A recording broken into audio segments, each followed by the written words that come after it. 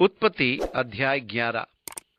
सारी पृथ्वी पर एक ही भाषा और एक ही बोली थी। उत्पत्ति 11 का 1। संभवतः इब्रानी भाषा, क्योंकि उत्पत्ति के पहले के विवरण में लोगों के नाम इब्रानी या इब्री भाषा में था और उनके अर्थ भी इब्री होते थे, और इसलिए मूल भाषा संभवतः इब्रानी भाषा ही थी। सारी पृथ्वी पर एक ही भाषा और एक ही बोली थी। उस समय लोग पूर्व की ओर चलते चलते शिनार देश में एक मैदान पाकर उसमें बस गए। तब वे आपस में कहने लगे, आओ हम ईंटें बना बना के भली भांति आग में पकाएं। उत्पत्ति 11, 2 और 3 पद। अब ये एक दिलचस्प जानकारी है, क्योंकि यह दिखाती है कि जल प्रलय के कुछ ही समय बाद उनके पास ईंटों को पकाने के भट्टे थे, और अपने घरों को पत्थर से बनाने के बजाय वे इस स्थिति तक आगे निकल गए थे कि ईंटें बनाकर पकाने के लिए भट्टों में रखते थे। वे उन्हें आग में भली भांति पकाते थे। अतः कच्ची ईंट से मकान बनाने के स्थान पर वो पकी हुई ईंटों से मकान बनाते थे। ये आश्चर्य की बात तो लगती है, पर पवित्र शास्त्र बाइबल बता रही है कि वे आग में पकी ईंटों और मसाले से अलग अपने मकान और मीनार बना रहे थे। निनवे नगर, बेबीलोन नगर निम्रोद के समय में ही पकी हुई ईंटों से बनाया जाना आरंभ हो गए थे। फिर उन्होंने कहा, आओ हम एक नगर और एक गुम्बद बना लें, जिसकी चोटी आकाश से बातें करे। इस प्रकार से हम अपना नाम करें, ऐसा ना हो कि हमको सारी पृथ्वी पर फैलना पड़े। उत्पत्ति 11 का 4। अब परमेश्वर की आज्ञा वास्तव में यह थी कि पृथ्वी में भर जाओ। इसलिए ये काम जो वे लोग कर रहे थे वो वास्तव में परमेश्वर की आज्ञा को उलट देने जैसे काम था। ऐसा न हो कि हमको सारी पृथ्वी पर फैलना पड़े। आओ एक साथ मिल जाएं, आओ इस क्षेत्र में एक साथ बस जाएं, हम सब यही एक साथ रहें कि पृथ्वी पर ना फैलना पड़े। जब लोग नगर और गुम्बद बनाने लगे, तब इन्हें देखने के लिए यहोवा उतर आया। उत्पत्ति 11 का 5। अब पुनः हम परमेश्वर की गतिविधियों का मानवीय रूप से वर्णन कर रहे हैं कि मानो परमेश्वर उतर रहा था और उन सब कुछ को देख रहा था। वास्तव में परमेश्वर सर्वव्यापी है। जबकि उन्होंने गुम्बद और नगर बनाने का विचार ही किया था, परमेश्वर तभी से सब कुछ जानता था। दूसरे शब्दों में, वो उनकी गतिविधि को ध्यान से देख रहा था। और यहोवा ने कहा, मैं क्या देखता हूं कि सब एक ही दल के हैं और भाषा भी उन सब की एक ही है।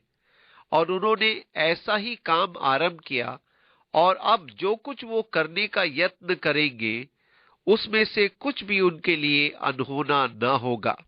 उत्पत्ति 11 का 6। वे एक धर्म तंत्र का विकास कर रहे थे। अति संभव है कि परमेश्वर ने आकाश में मूल रूप से सितारों, तारामंडल को चिन्हों के लिए रखा था, और सुसमाचार वास्तव में राशि चक्र में दिया गया था। परंतु जैसे कि शैतान ने हमेशा ही परमेश्वर की बातों को तोड़ मरोड़ कर उनका गलत अर्थ लगाया, इस कारण वो मूल संदेश जो परमेश्वर ने आकाश में युगों के लिए अपनी योजना पूरी करने हेतु रखा था, उसको शैतान ने दूषित कर दिया, बिगाड़ कर आधुनिक कहा जाने वाले ज्योतिष शास्त्र बना दिया, जो उस काल विशेष में बाबेल में आरंभ हुआ, जहां वे इस गुम्बद या मीनार को एक वेधशाला के रूप में बना रहे थे कि लोग तारामंडल को आकाश में देख सकें। परंतु यह नितांत संभव है कि मूल रूप से वहां सितारों में सुसमाचार निहित था, अर्थात मनुष्य के लिए परमेश्वर का संदेश उन तारों में विद्यमान था। अब ऐसा प्रतीत होता है कि ज्योतिषी जो पूरब से बालक यीशु को ढूंढने आए थे, वे आकाशीय तारामंडल के चिन्ह सटीक रूप से पढ़ रहे थे। हमने पूरब में उसका तारा देखा है और उसको दंडवत करने आए हैं। वे उन चिन्हों को जिन्हें परमेश्वर ने आकाश में रखे थे सही रीति से पढ़ने में सक्षम थे। अब बाइबल कहती है कि परमेश्वर ने आकाश में सितारों को चिन्हों एवं मौसमों या ऋतुओं को जानने के लिए रखा है और इसकी अत्यंत संभावना है कि वहां तारों में परमेश्वर का संदेश था, परंतु उसे आज के आधुनिक ज्योतिष शास्त्र में उलट पलट कर दिया गया। और ये फेरबदल उस समय आरंभ हुई थी जब मनुष्य ने अपने जीवनों पर परमेश्वर के प्रभाव की ओर देखते रहने के बदले तारामंडल अर्थात नक्षत्रों की ओर देखना आरंभ कर दिया। जैसा कि आजकल के ज्योतिषी तारों ग्रहों की अवस्थिति से मनुष्य का भविष्य फल बताया करते हैं, इसलिए परमेश्वर ने अपने वचन में ज्योतिष शास्त्रियों को, ग्रहों को देखने वालों को, मासिक शकुन विचारने वालों को तुच्छ कहता है, अर्थात उनको जो तारों के प्रभावों एवं शक्ति से अपने जीवनों के संचालन, लाभ इत्यादि को गिनते हैं। परमेश्वर यशायाह की भविष्यवाणी में तो इसके विरुद्ध बड़े कठोर शब्दों में बोलता है, परंतु ये एक प्राचीन पुरातन प्रथा है जिसे आज व्यापक उपयोग में लाया जा रहा है। जन्म पत्रियों, जन्म कुंडलियों, नक्षत्रों के प्रभाव, अंकों के प्रभाव, तारों एवं अन्य ग्रहों के प्रभाव और कंप्यूटर आपका भविष्यफल बता देगा आदि। परंतु इस संभावना से इनकार नहीं किया जा सकता है कि आरंभ में परमेश्वर ने विशुद्ध रूप से तारामंडल को दिशा निर्देशन एवं चिन्हों के रूप में ठहराया था कि वे परमेश्वर का सच्चा संदेश दे, परंतु समय बीतते इसे लोभ के निमित्त बदला दिया गया कि मनुष्य गलत फायदा उठाए। अतः परमेश्वर ने इस गुम्बद के निर्माण किए जाने को देखा। इसलिए आओ हम उतर के उनकी भाषा में गड़बड़ी डालें कि वे एक दूसरे की बोली को ना समझ सके। इस प्रकार यहोवा ने उनको वहां से सारी पृथ्वी के ऊपर फैला दिया और उन्होंने उस नगर का बनाना छोड़ दिया। इस कारण उस नगर का नाम बेबीलोन, इब्रानी बालेल अर्थात गड़बड़ पड़ा। उत्पत्ति 11:7-9 पद। यहां पद में बेबीलोन शब्द आया है। अंग्रेजी में बाबेल तथा इब्रानी में बालेल, अर्थ एक ही है, गड़बड़। ये बारबेरियन अर्थात बर्बर शब्द के समान है जो यूनानी में है, जिसका शाब्दिक अर्थ है बर्बर। जो यूनानी नहीं बोल पाता था उसे बर्बर या असभ्य समझा जाता था। अब बर्बर शब्द की ध्वनि ही ये बताती है कि कुछ गड़बड़, घोटाला, हिंसक, क्रूर, गवारू, कर्कश बात हो रही है। इसलिए वे जो यूनानी नहीं बोल पाते थे उन्हें गवारू, असभ्य, बर्बर समझा जाता था। इसका मतलब केवल ये है कि वे जो सभ्य भाषा यूनानी के बदले कोई और भाषा बोलते थे बर्बर समझे जाते थे। और इसी से हमें अंग्रेजी का बारबेरियन मिला। परंतु सीधे अर्थ में कहें तो असभ्य या गड़बड़ शब्द के लिए बाबेल या बालेल शब्दों का या फिर बेबीलोन, बाबुल शब्द निकल कर आए हैं। ये एक ध्वनि की नकल उतारना है जो समझी न गई हो। बाबेल एक रूप में बर्बर के समतुल्य है, जिसे गड़बड़ी का समान रूप कहा जाता है, जिससे समझा ना जा सके। ये एक उलझन पैदा करने वाला शब्द या समझ की कमी का अर्थ। इसलिए उन्होंने उस स्थान का नाम बाबेल, बाबुल, बालेल कुछ भी बोले रखा, जिसका अर्थ होता है गड़बड़। क्योंकि सारी पृथ्वी की भाषा में जो गड़बड़ी है सो यहोवा ने वही डाली, और वहीं से यहोवा ने मनुष्यों को सारी पृथ्वी के ऊपर फैला दिया। उत्पत्ति 11:9। इस समय तक लोगों की एक ही भाषा थी। वे सब एक भाषा या बोली में बातें करते थे। पर अब परमेश्वर ने एक आश्चर्य कर्म किया। उसने उनकी भाषा या बोली अनेक तरह की भाषाओं या बोलियों में बदल दी। कहने का तात्पर्य है कि अनेक भाषाओं का विकास हुआ। अब भाषाओं के बारे में दिलचस्प बात यह है कि बहुत बार हम अपनी हिंदी भाषा के बारे में सोचते हैं, क्योंकि हम इसी को बोलते हुए बड़े हुए। ये बातचीत एवं विचारों के आदान प्रदान के लिए एक सुंदर भाषा है। इसका उद्गम पुरानी यूनानी के निकट की संस्कृत भाषा से हुआ और इसमें महाकाव्य और वृहत ग्रंथ लिखे गए। इसलिए हम सोचते हैं कि वे जो पुराने जमाने के थे, आदिम भाषा बोलते थे, वे पाषाण युग की सभ्यता की पुरातन बोली बोलते थे। वे असभ्य थे, उनकी भाषा असभ्य किस्म की थी, जबकि हम सुसंस्कृत हैं, क्योंकि हमारे पास हिंदी भाषा परिष्कृत रूप में है, परंतु उनकी भाषा अपरिष्कृत थी। ऐसा ही यूनानी, अंग्रेजी, लतीनी, अरबी इत्यादि भिन्न भिन्न संस्कृतियां एवं सभ्यता वाले लोग भी अपनी अपनी भाषा को उत्तम एवं सभ्य समझते हैं। हम अपनी भाषा को उच्च कोटि की बताते हैं।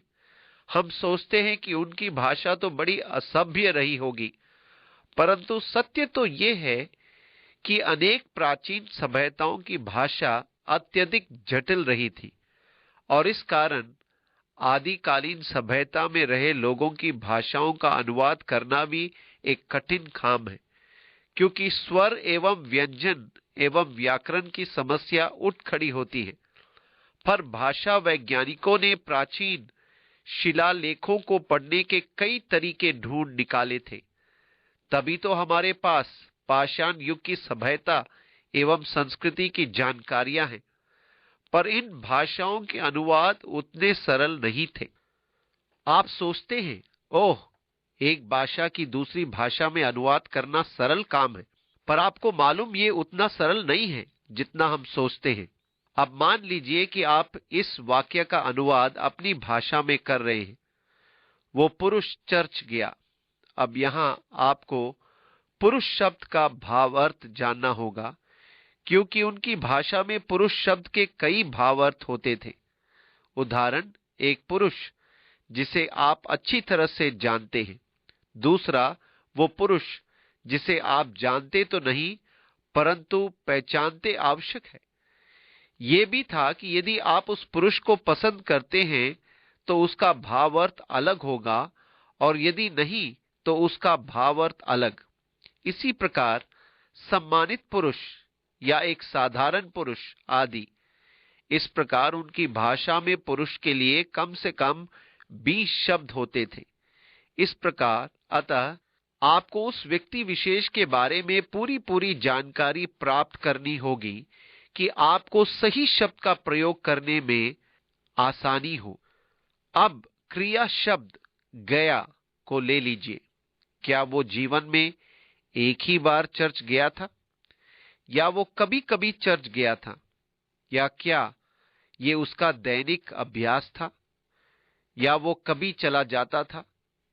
इस प्रकार क्रिया शब्दों में भी अनेक भाव थे, और अंत में आप हार कर हाथ उठा देते हैं कि यह बड़ा कठिन काम है। मेरा एक मित्र है जो पनामा क्षेत्र की कोको भाषा में मरकुस रचित सुसमाचार का अनुवाद कर रहा था। जब वो यीशु के उस वृत्तांत का अनुवाद कर रहा था जिसमें उसने मिट्टी में थूका और उस मिट्टी को अंधे मनुष्य की आंखों पर लगाकर उससे कहा कि वो जाकर शीलो के कुंड आंखें धो ले, तब उस आदिवासी ने जो उसका सहायक था पूछा, उसने थूका कैसे था? क्योंकि थूकने के अनेक तरीके हैं। अंग्रेजी में तो थूकने के लिए एक ही शब्द है, परंतु उनकी कोको भाषा में थूकने के अनेक शब्द हैं। आप कौन सा शब्द काम में ले? तब उसने पूछना आरंभ किया, क्या उसने मंत्र पढ़कर थूका था या मिट्टी को हाथ में लेकर थूका फिर उसे साना, या उसने जमीन पर थूक के उसको गीला किया? क्योंकि थूकने के हर एक तरीके के लिए उस भाषा में एक अलग शब्द था। हम तो इस बारे में कुछ नहीं जानते। अतः देखिए भाषाओं में कैसी जटिलता होती है। ये एक रोचक बात है कि किसी सभ्यता में, चाहे वो कितनी भी पुरानी हो, विचारों में आदान प्रदान के लिए बड़े कठिन तरीके हैं। वे चाहे आज की तुलना में असभ्य ही क्यों न माने जाएं, विचारों के आदान प्रदान में उनकी भाषा अत्यधिक विकसित है। वे आवाजें निकालें, लय में बोले या जैसे भी करें, अपने विचारों को भली भांति समझा देते हैं। ये मनुष्य का एक विशेष गुण है जो उसे जानवरों से अलग करता है। जानवरों के आदान प्रदान के लिए ऐसी कोई जटिल भाषा नहीं है। इसलिए मनुष्य चाहे कैसी भी प्राचीन सभ्यता का रहा हो, उसके पास अपने विचार व्यक्त करने के लिए एक ही भाषा रही है। इस प्रकार यहां भाषाओं के अलग अलग हो जाने का उल्लेख किया गया है। मूल भाषा समूहों के अलग हो जाने के बाद उन मूल भाषाओं में भी अनेक परिवर्तन आए। एक ऐसी भाषा का भी विकास हो गया जिसे रोमांस की भाषा कहते हैं, जो भावनाओं का प्रदर्शन करती है। हम ये भी देखते हैं कि अनेक भाषाओं में समानता होती है। जैसे मणिपुर का निवासी बंगाली पढ़ लेते हैं और आंध्र प्रदेश का निवासी कर्नाटक की भाषा समझ लेते हैं। अतः हम देखते हैं कि आज की समस्त भाषाओं के स्रोत मूल भाषाओं में हैं। इन मूल भाषाओं को परमेश्वर ने उत्पन्न किया था और उसके बाद मनुष्य भाषाओं के आधार पर विभाजित हो गया और पृथ्वी पर फैल गया।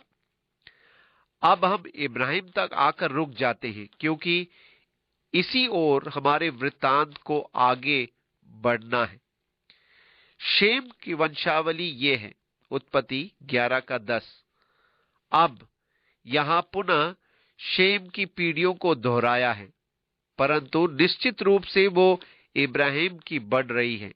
जल प्रलय के 2 वर्ष पश्चात जब शेम 100 वर्ष का हुआ, तब उसने अर्पशद को जन्म दिया और अर्पशद के जन्म के पश्चात शेम 500 वर्ष जीवित रहा और उसके और भी बेटे बेटियां उत्पन्न हुई। उत्पत्ति 11 10 से 11। इस प्रकार वो लगभग 600 वर्षों तक जीवित रहा। जब अर्पशद 35 वर्ष का हुआ, तब उसने शेलाह को जन्म दिया। उत्पत्ति 11 का 12। और हम पाते हैं कि उसने एरेब को जन्म दिया। और इस प्रकार हम नीचे की ओर अर्थात इब्राहिम की ओर जा रहे हैं। इसलिए आइए पद 26 को देखें। जब तक तेरह 70 वर्ष का हुआ, तब तक उसके द्वारा इब्राहिम और नाहोर और धारान उत्पन्न हुए। उत्पत्ति 11 का 26। अब चाहे हो या ना हो, क्रम यही है जिनमें उनके जन्म हुए थे। इससे अधिक हम नहीं जानते। जब इब्राहिम का जन्म हुआ, तब तेरह कितने वर्ष का था? हो सकता है कि वो उसका तीसरा पुत्र था। ये जानने के लिए हमारे पास कोई तरीका नहीं। जब वो 70 वर्ष का था, तब उसके ये 3 पुत्र हो चुके थे, इब्राम, नाहोर और हारान। इनके जन्म के बाद भी वो बहुत वर्षों तक जीवित रहा था। तेरह की वंशावली यह है। तेरह ने अब्राम, नाहोर और हारान को जन्म दिया और हारान से लूत का जन्म हुआ। हारान अपने पिता के सामने ही कसदियों के ऊर नामक नगर में, जो उसकी जन्म भूमि थी, मर गया। अब्राम और नाहोर ने स्त्रियां ब्याह ली। उत्पत्ति 11 27 से 29। इस प्रकार उनके भाई हारान ने विवाह किया और उसका एक पुत्र लूत उत्पन्न हुआ, परंतु हारान जल्दी मर गया। सच तो यह है कि मृत्यु से पूर्व उसके कई पुत्रियां भी हुई थी और अब्राम और नाहोर दोनों ने विवाह किया। अब्राम की पत्नी का नाम सारै और नाहोर की पत्नी का नाम मिल्का था। ये उस हारान की बेटी थी। उत्पत्ति 11 का 29। इस प्रकार उसने अपनी भतीजी से विवाह किया, जो मिल्का और यिस्का दोनों का पिता था। साराई तो बांझ थी, उसके संतान न हुई। तेरा अपने पुत्र अब्राम और अपने पोते लूत, जो हारान का पुत्र था, और अपनी बहू साराई, जो उसके पुत्र अब्राम की पत्नी थी। उत्पत्ति 11 29 से 31। इस प्रकार हारान के मर जाने पर उसके पुत्र लूत को इब्राहिम ने एक प्रकार से गोद ले लिया था, क्योंकि इब्राहिम की अपनी कोई संतान नहीं थी। अर्थात इब्राहिम ने लूत को अपना धातक पुत्र बना लिया और उसे अपने साथ ही यात्रा पर ले गया। इन सबों को लेकर कसदियों के ऊर नगर से निकल। उत्पत्ति 11 का 31। अब ये कसदियों का ऊर नगर था, इस क्षेत्र में जहां झूठे धर्म तंत्र जैसे सर्वेश्वरवाद और बहुदेववाद और इसी प्रकार के निकायों का विकास होना आरंभ हो गया था और भ्रष्ट धर्म तंत्र विकसित होने लगे थे। इसलिए वे कसदियों के ऊर से निकल पड़े। कनान देश जाने को चला, पर हारान नामक देश में पहुंचकर वही रहने लगा। उत्पत्ति 11 का 31। अब ये सच्चाई कि वे ऊर नगर से कनान जाने को निकले, इस बात का संकेत देती है कि आरंभ में ये इब्राहिम का पिता ने परमेश्वर की बुलाहट को सुना था कि इस क्षेत्र को छोड़ दे, जो कि धार्मिक रूप से प्रदूषित हो चुका था, और एकदम नए क्षेत्र में जाएं। परंतु जब वे हारान में पहुंचे तो तेरा वही बस गया। जब तेरा 205 वर्ष का हुआ, तब वो हारान देश में मर गया। उत्पत्ति 11 का 32। आप ध्यान दें तो ये पद नए नियम के उस वृत्तांत से मेल नहीं खाता है जिसमें स्तिफानुस महासभा के सामने अपने भाषण में बता रहा है कि जब परमेश्वर ने इब्राहिम को बुलाया तो वो कसदियों के देश से निकलकर हारान में जा बसा। प्रेरितों के काम का अध्ययन। जबकि परमेश्वर ने उससे कहा था कि वो अपने देश से निकलकर इस्राएल को जाएं, फिर यहां उत्पत्ति में कहा गया है कि जब तेरा मर गया तब इब्राहिम कनान को गया। अब जब आप इन सब लोगों की आयु की तुलना करते हैं तो ज्ञान होता है कि तेरा 205 वर्ष जीवित रहा, परंतु इब्राहिम अपने देश को छोड़ चुका था। जब इब्राहिम का जन्म हुआ था तब तेरा 70 वर्ष का था, और जब इब्राहिम ने अपना देश छोड़ा तब वो 75 वर्ष का था। 75 और 70 मिलाकर 145 वर्ष होते हैं, और तब भी वो 205 वर्ष जीवित रहा। इस प्रकार यहां अंक गणित के हिसाब में असंगति है। इसका हल या उत्तर क्या होना चाहिए? दो संभावित सुझाव हैं। एक हो सकता है कि इब्राहिम पहलौठा न जन्मा हो, उन सब के नाम सूची में क्रम से न दिए जाकर पुत्रों की वरीयता के क्रम में दिए गए हों, और वास्तव में इब्राहिम का जन्म उनके बहुत वर्षों बाद हुआ हो। दूसरे शब्दों में 70 वर्ष और हो सकता है कि जब वो 70 वर्ष का था तब हारान का जन्म हुआ, और इब्राहिम के जन्म के समय ये उसकी आयु नहीं बताता है। ये एक संभावना है। इस प्रकार इब्राहिम बाद में जन्मा बच्चा हो, और इस प्रकार निश्चय ही जब वो 75 वर्ष का था तब उसका पिता 205 वर्ष का था। ये एक अति निकट संभावना है। दूसरी संभावना यह है कि स्तिफानुस आत्मिक भाव में बोल रहा होगा कि जब उसका पिता मर गया। आपको स्मरण होगा कि एक जवान ने यीशु के पास आकर कहा था, मैं तेरे पीछे हो लूंगा, पर पहले मुझे अपने पिता को गाड़ने दे। और यीशु ने कहा, मुर्दों को अपने मुर्दे गाड़ने दे।